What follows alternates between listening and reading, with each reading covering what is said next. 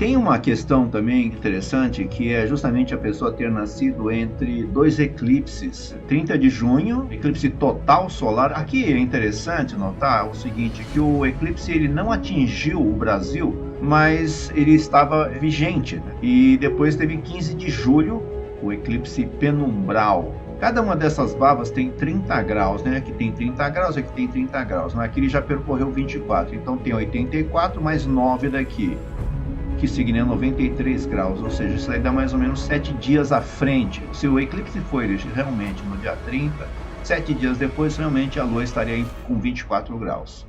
Então, quer dizer que a pessoa nasceu no 7º dia depois do eclipse, o que a gente chama de Tite, né? Ou seja, o dia lunar, né? Então, cada dia lunar tem 12 graus de distância do Sol, porque o Sol só percorre 1 grau por dia, né? Ao passo que a Lua consegue percorrer bem mais, né? Aproximadamente 12 graus. Né? Não que seja uma coisa absoluta, porque o movimento da Terra, o movimento do Sol, né, esses corpos celestes, eles têm movimentos diferentes, às vezes mais rápidos, às vezes mais lentos, depende da posição que eles estão. Mas isso é uma média, né, claro, velocidade média deles. Então isso faria com que realmente a pessoa teria nascido 7 dias depois do eclipse e 8 dias antes do eclipse lunar. Quer dizer, a pessoa estava sob o efeito do eclipse, né? O que é isso?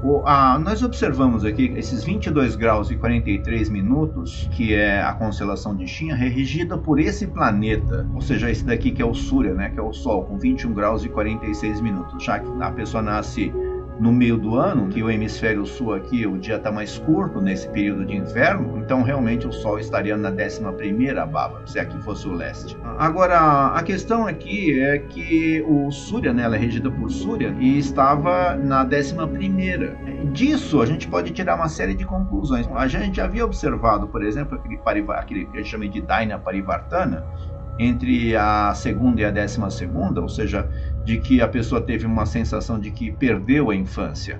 Isso seria uma coisa interessante, que seria confirmado também pelo Drishti, né, o aspecto de Shani, na primeira bhava, e estaria também em conjunção com o regente.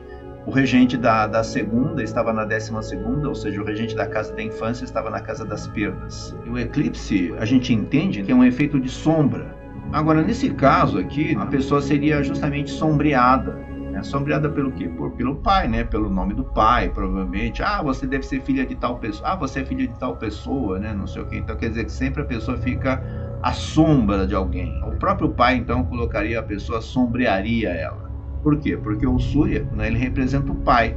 Então a pessoa teria esse sentimento de estar sendo sombreada. Geralmente essas pessoas, elas relatam o sentimento de ter sido tirado o mérito, ou seja, você faz alguma coisa importante, então aí vai lá e alguém pega as coisas, fala que foi ela que fez.